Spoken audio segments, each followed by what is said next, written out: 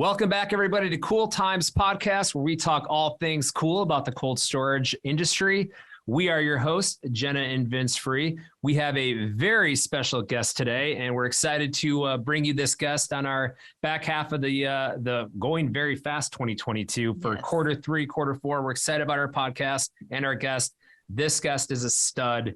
He Midwest raised, a lot like us, sports fan. He played college football at Central Michigan, degree in business, and a master's in athletic administration. After college, went to work for Dow Chemical for almost 20 years, and then had a short little run with Muncaster Capital, and then landed as the national sales manager for FSI, and FSI is Fastener Systems Inc. out of Pennsylvania, and I think other locations, which we can probably talk about in this podcast. But ladies and gentlemen, Chris Parmele, welcome.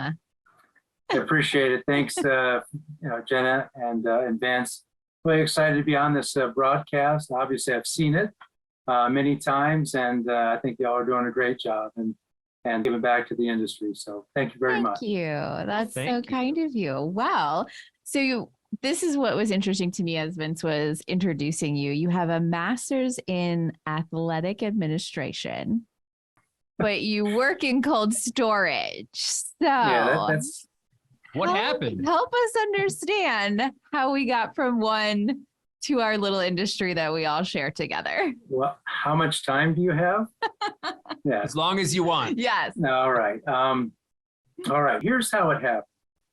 When I was younger, I was very, very fortunate to be able to play college football and received a scholarship from Central Michigan.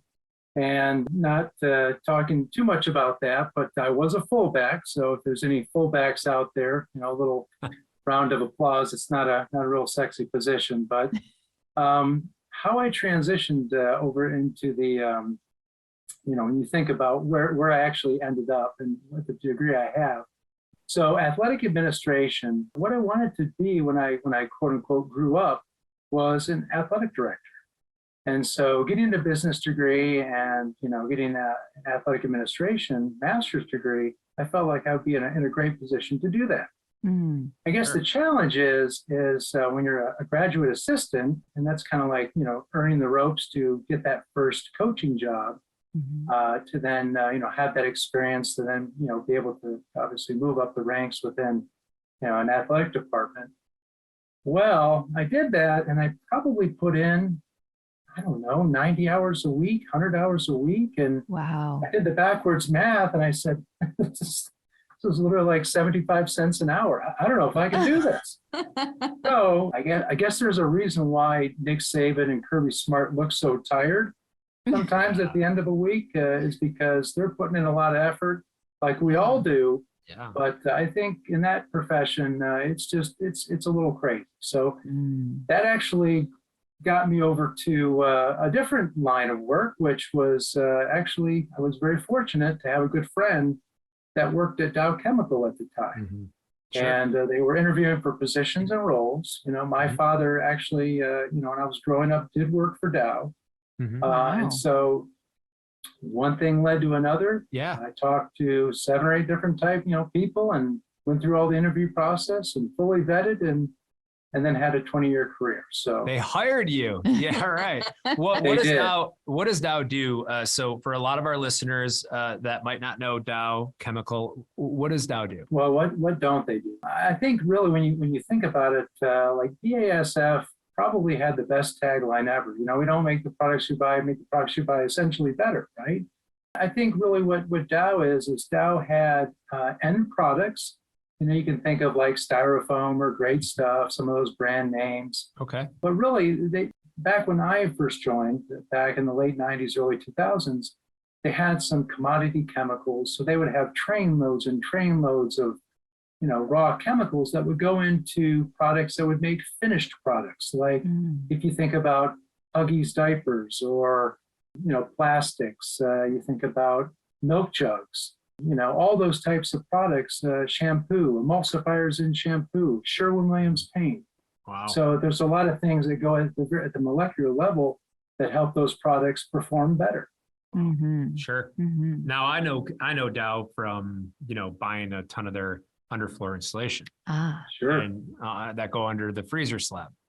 Is that a big portion of their business, or because don't they do roofing insulation too?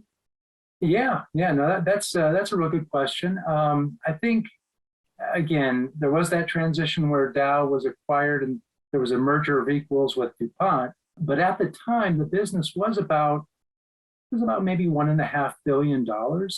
And the collective whole of Dow Chemical was maybe around $60 billion. When they merged the equals, it was about 115 to 120 billion in market cap. And then they started kind of spinning businesses off, and DuPont took that building and construction business into their portfolio. And when did And they that do was that? really the directive of Ed Breen, the CEO, and some institutional investors, I was told.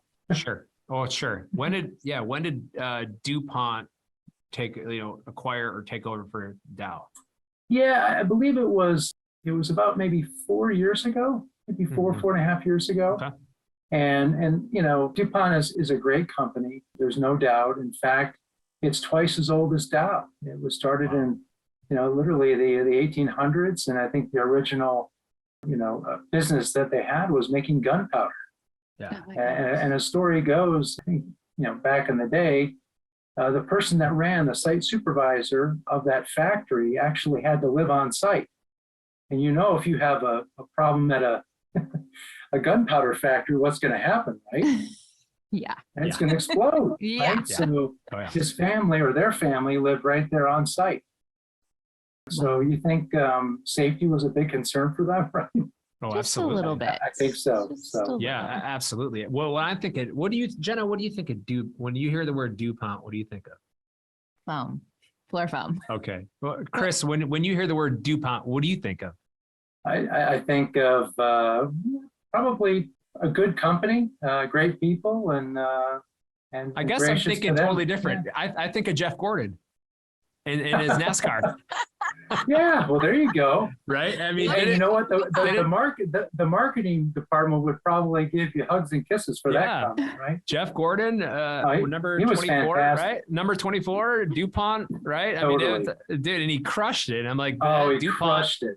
DuPont, right? He was kind of like the Tom Cruise of NASCAR back then. Oh, totally. He killed it. Yeah, he did. That's what I think of, at least. Yep. But now, of course, I think of floor foam. Maybe it's just because I process all Exciting the stuff. invoices. Yeah, That's exactly. Exactly. It was a great background and a way or segue into the industry for sure. Awesome. And so now you are the national sales manager at FSI. What are some things that, I guess, tell us how you got there. Tell us maybe a little bit about FSI for some of our listeners who don't know what you offer. Give us some info. Yeah. So how I transitioned when I had left DuPont, this is a few years ago, I joined a company, Muncaster Capital. A good friend that I grew up with worked there. So it's an employee-owned company, 100% employee-owned company. And that was really a driver for me, in wanting to transition to a company where you had a little bit more control. And, the effort you put in was realized, both in intrinsic, rewards as well as, monetary rewards. So it was a good transition there. So how everything kind of took place is I was with Muncaster Capital and was having, good conversation with a past customer. That past customer was Fastener Systems. And Fastener Systems, again, I'll be honest, they were my favorite customer to deal with out of the 20 national accounts that I dealt with. Sure. Mm-hmm. I'm probably going to tick off the other 19, but I'm telling you what, they truly are exceptional at what they do. Mm-hmm. And it just felt like a family. So I had conversation with the president and just catching up. And at that time, the president was getting a little older, and he was looking at potentially, selling the business. Wow. Okay. So what I did is I actually got our CEO in contact with him, and so then over a period of time, they got together, collaborated, and And, the owner decided to sell the company back to the employees, which So is awesome. just, again, an That's incredible, incredible, compliment to the employees and just, again, FSI overall, the culture. Mm-hmm. That's awesome. That's awesome. Yeah, I mean, So a lot of people are doing that. I mean, yeah. So ESOP is essentially, I very came popular. over exactly. I came over in that transition once the deal was finalized, which was December of 2021. Very Wow. cool. That's Mhm. awesome. Great company.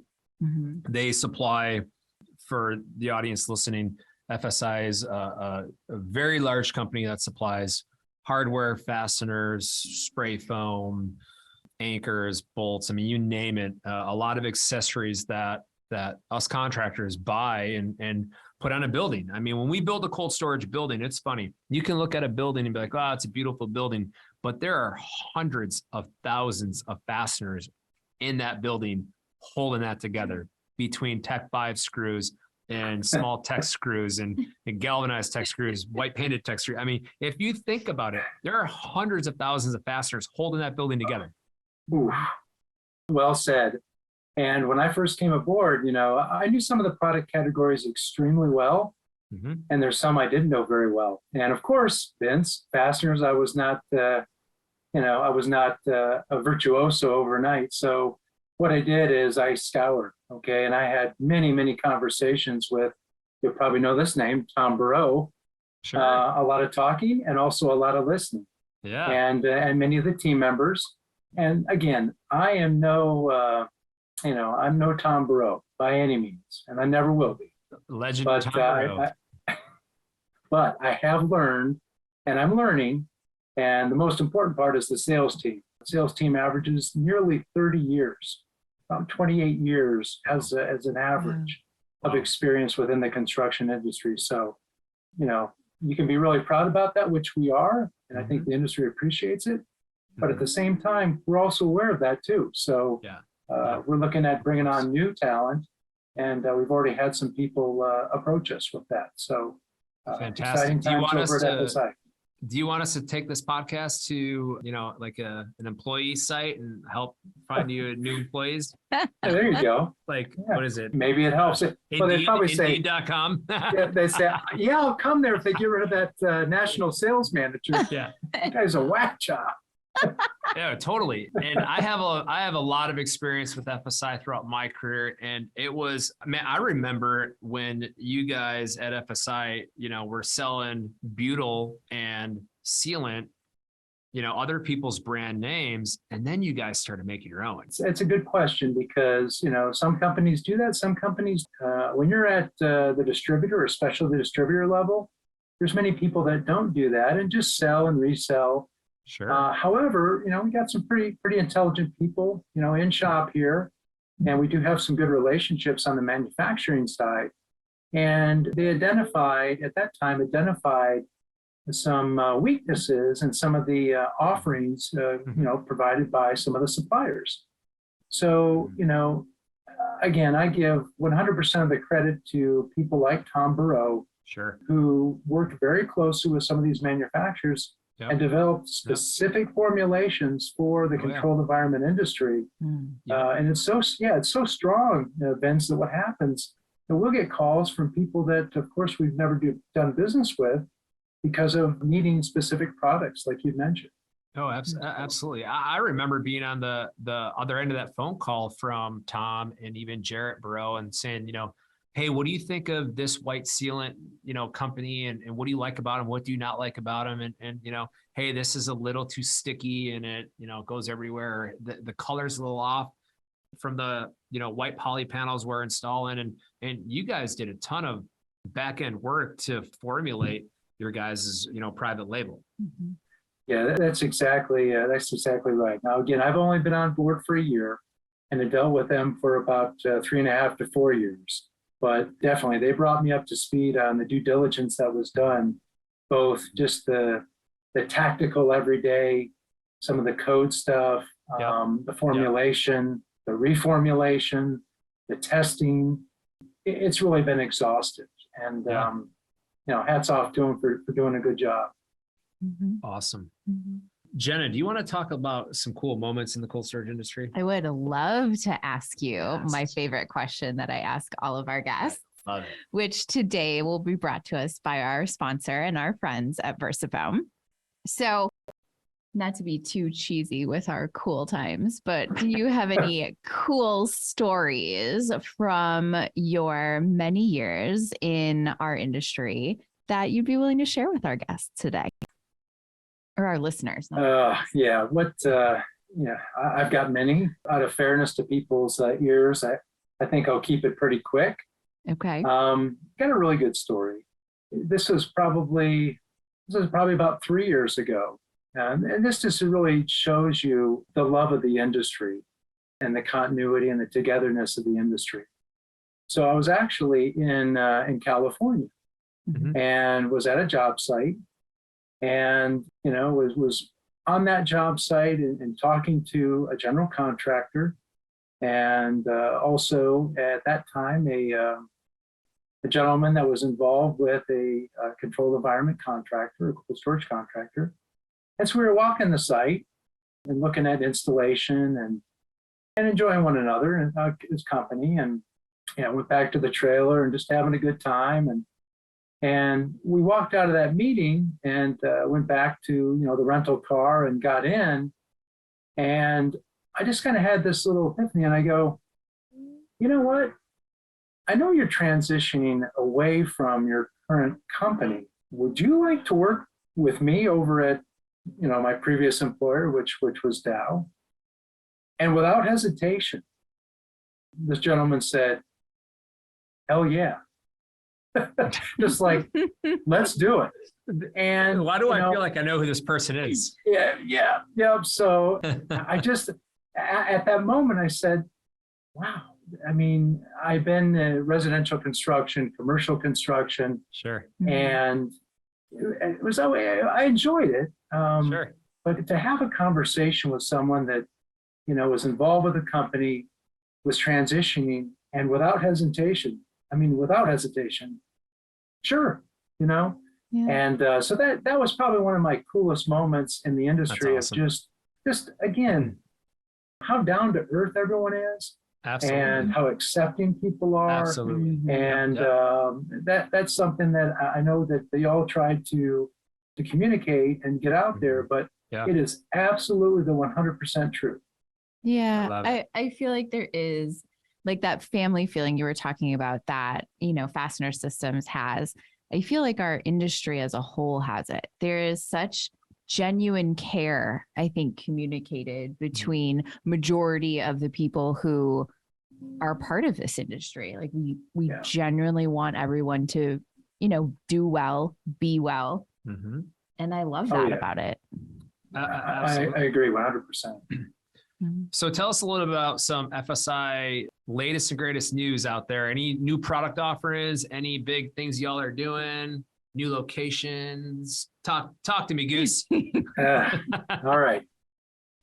So expansion, yes. So we were in an 18,000 square foot facility. Or actually, we're still in it today. We are transitioning here in a couple months. There'll be some communications coming out about that. Vince, you when you were headed down to Baltimore, you made a quick little stop. I mean, it was a quick stop for a couple minutes as we were off, I think 202, and you 45 minutes. I was going to say, you did a little duck in, got you a soda, you made a potty stop, and you got to see our facility. What did you think, Vince? I did. I didn't expect it. I expected, I guess, something different. I'm like, how can this company just ship out all of this product and have so many incoming and outgoing orders throughout the day and week? I'm like, how is this size of this operation and the people back there doing this much volume? That was my thought. I'm like, this is incredible. Yeah. So I think it's a testament to the people, and I think, Vince, you're being very polite, very nice, and it's really, unfortunately, it's a nice building, but we've really outgrown. You did. And so to your point, we have grown, we've had expansion, we're pretty much bursting at the seams, think of it like this. Think of like, everyone wears the custom fit shirts and, we don't all look like Rob Brodsky, right? Or Andy Lee. You look at you, man. This is we don't. I mean, shoot, those guys Chris are a few years older than me. Chris right? Parmele walks in all polished with his slick pants and his slick shirt, all fitted, tailored, European cut. You're jacked, man. What are you doing? But I got pipe cleaners. Those guys got pipes. But anyway, man. Well, what we're doing, Vince, to get back on track here, we are actually moving facilities. We're going to a 60,000 square foot facility. Wow. It's still in Westchester. So that's about it's about 3.5 times larger. So expansion from within, which is good. Also, we're looking to move, right? We're looking to move and expand operations. We've already begun filling our center down in Texas, which is in the Dallas Metroplex, which Muncaster Capital has their corporate office, which has been good. We've had, plastic lumber, we've had spray foam, and some other accessories down there. We're looking to go 100% down there with the full product line in 2023. Don't know if that's going to be Q1, but that's exciting news, especially for, again, Dallas. It's exciting for us, so we don't pay all that freight. Correct. And sometimes we absorb freight or a portion of the freight. So, I guess we're both kind of sick of making our LTL carriers rich, right? Yeah. So, and also moving throughout the Midwest and then potentially out West. And so would be the goal. I mean, I think expansion is really what we're trying to accomplish, to be closer to our partners and customers. Mm-hmm. Absolutely. That's really exciting. Yeah, and it is. It's taken a lot of time, in the process, but there's things that we're looking at internally, just looking at how things were done, looking at if there's ways that we can improve, customer experience. Yeah. And really what we're trying to drive towards is, the moniker really that we use is it's unparalleled reliability. That's really, what we stand for, what we live by, and we're not there today by any means, but what we strive for is unparalleled reliability. Got it. You want to be the most reliable partner, the one you can count on at 7:30 at night, and you're like, oh shoot, I don't have this product. I need to call Carl over at FSI. Yep. Carl's like, hey, I'll run it over to FedEx and you'll have it the next morning by 8:30. Is that going to be good enough for you? That's really what we're at. Anyways, I was just wondering, you could tell us maybe something that surprised you about the cold storage industry. Yeah, I would say that this is probably an answer that you're going to, I guess, a recurrent answer. Really the collaboration, probably an overused term, but really the coming together and really the genuine interest of all members. And again, it could be contractors, it could be suppliers, it could be, general contractors, really, but everyone that touches the industry, for the most part, wants to help one another. And and really, I guess for lack of a better term, it's selfless, right?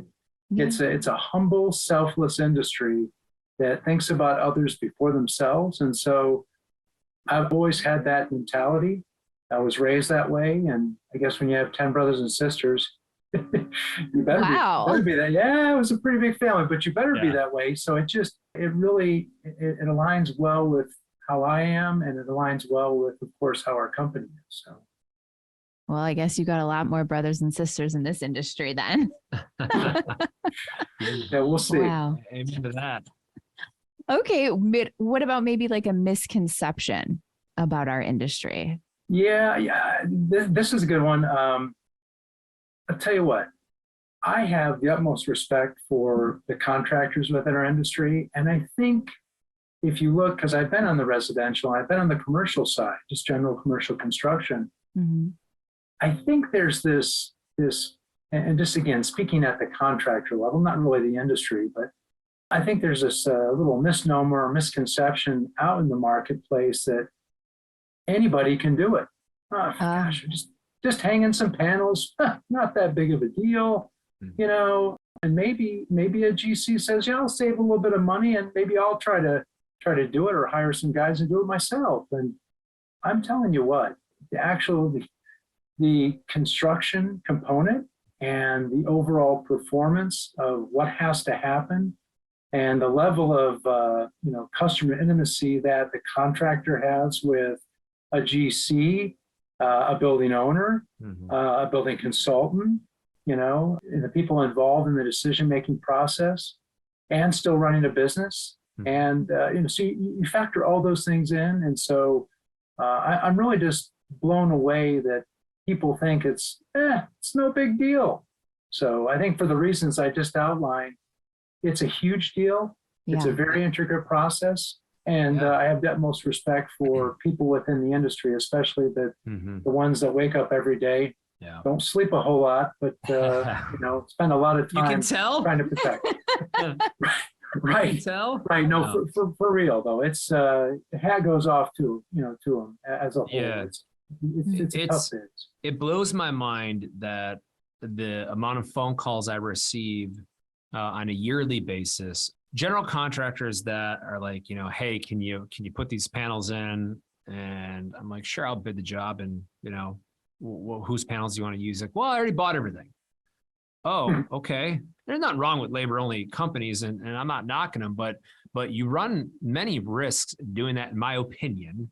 Not to do anything like that on air, but I mean, the bottom line is, I've had GC friends where labor only companies are like, you know what, we don't want to finish this job, and they'll just leave. I mean, there's no skin in the game for them either. They don't own anything, and it's like, well, you run the risk of, if you don't have this heavy gauge connection, or if you don't have that material, and the tally and the money cranks up, and if they just decide to leave, you're kind of left high and dry. If you hire a professional thermal contractor to do the entire division, in my opinion, it's cleaner that way. I can cite an example on, we're doing an interior box-in-box freezer cooler design, where we're doing a job, and we can collaborate with the GC and other trades on the subs. And they're like, hey, send us your reflective ceiling plan. We want to see your rod drop locations for the ceiling tees, and make sure they're not interfering with our, MEP above the ceiling. And we got to hang our EVAPs, and we're trying to coordinate layouts. And even on process jobs, you got HVAC and all these duct work. I mean, there's so much coordination and added additional support you can get from a all-in contractor than, just kind of hiring out, a labor-only situation, if you per se. And so, I mean, there's a lot of advantages, in my opinion, that, you said it, that it's definitely a misconception that you said. So Yeah. I'll get off my soapbox. Yeah. Good stuff. Okay. Well, don't you want to ask this last question? It's always your favorite one. I mean, I can. I mean, you've been to many trade shows in your life, Chris. Why don't you share with us your favorite industry trade show? I've been to many. Some good, some not so good. Been to many also towns where they host trade shows. Some good, some not so good. Not so good. Yeah. Yeah, not gonna digress there. But I will say, and this is honest. It's the people that make a trade show. Yeah, you can have all the bells and whistles you want. Sure. And I do recall early in my career, this is probably before the PC days, I was at, the International Home Builder Show, and they had some pretty exotic booths. They really did. I'm not going to get into particulars, but it was pretty blow you away. But where I'm going with this is that was a wonderful show, and one of the largest in the world, but it felt very generic. You didn't really get to talk to people. It was just walk by, see things, an occasional handshake. It was so large, it wasn't intimate. And so transitioning, the SEBA show that we have, and that's annual, and last year was in Las Vegas, and this year it's in Amelia Island. I think they do a tremendous job, and it starts at the top in terms of the leadership within SEBA. I think also when you look at the board, some of the important people that are on the board, and the movers and shakers and industry leaders, And also, again, the contractor suppliers. But really, when everyone's there, it's a nice, tight group. It's a passionate group and a group that truly does want to make a difference. And so that's really been my favorite time, is going to the SEBA shows and just the relationships and seeing old friends. And plus, they have in some pretty nice areas, which I tend to enjoy. So That's true. Yeah, we're heading to Amelia Island this year, Florida. So it should be good. And we'll see you Absolutely. there, right? Mhm. We'll see you there. for sure.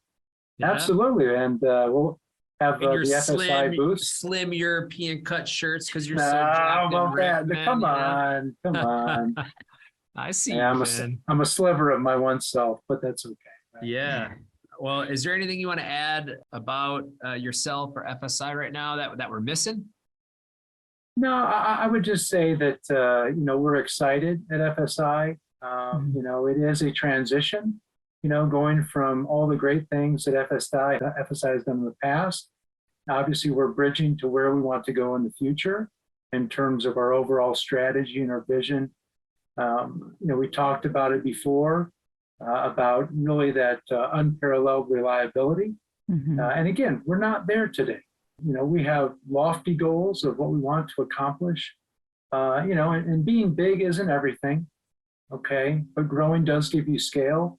Growing allows you to take more control of your operation, allows you a little bit more leverage back to manufacturers.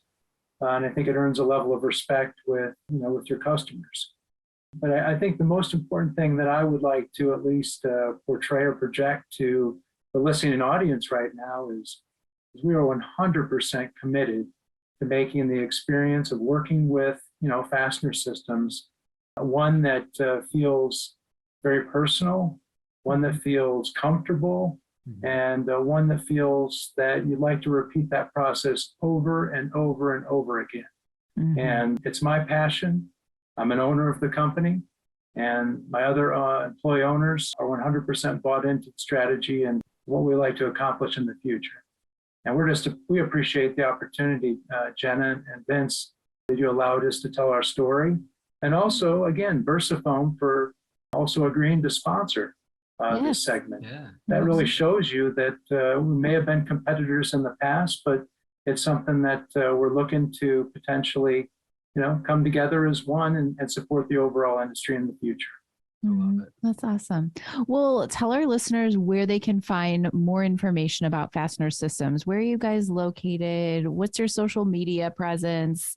Let them know if they want to get in contact with you, where to find you. Jenna, come on, I'm almost 50, right? Social media, I'm like, does LinkedIn counts? LinkedIn counts.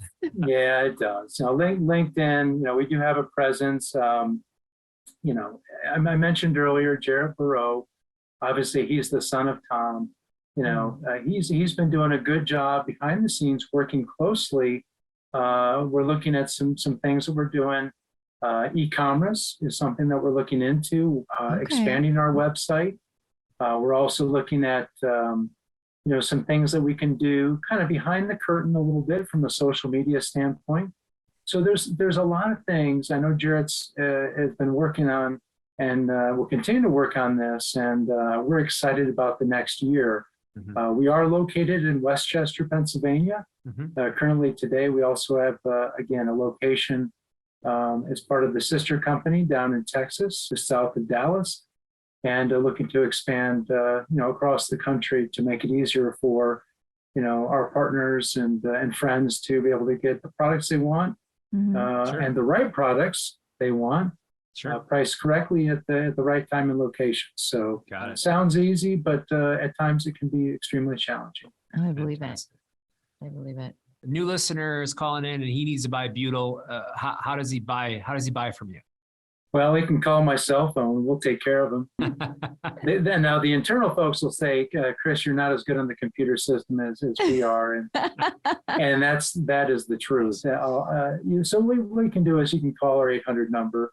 In the future, being able to have a customer portal and do e-commerce will give them the flexibility. But like I mentioned, we have salespeople that typically are assigned to individual customers. If they're a new customer, just feel free to call and you'll be greeted by one of our friendly staff, and they'll point you in the right direction, whether it be from a product perspective or get you in touch with one of our knowledgeable sales staff. Again, with nearly 30 years average experience in the construction industry. That's fantastic. That's awesome. Well, thank you. And I want to be, cognizant of your time here. We're at our last segment, my friend, my favorite one, the cool rapid round question. Oh, you ready for this segment, my friend? I can't wait. I'm excited. All right.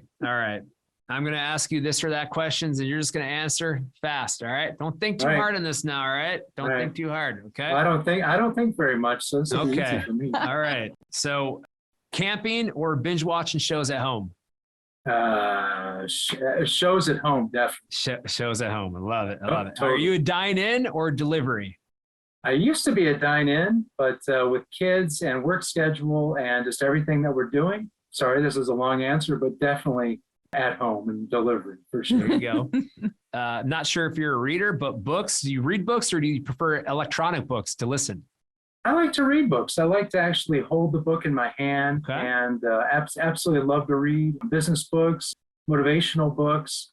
Vince, are you writing books in the future? I'd read yours. So, but honestly, we talk about writing a book together. Yeah, there you go. I like that. But yeah, we all have a story. Maybe, I don't know. We'll see. We're a little busy No doubt. right now.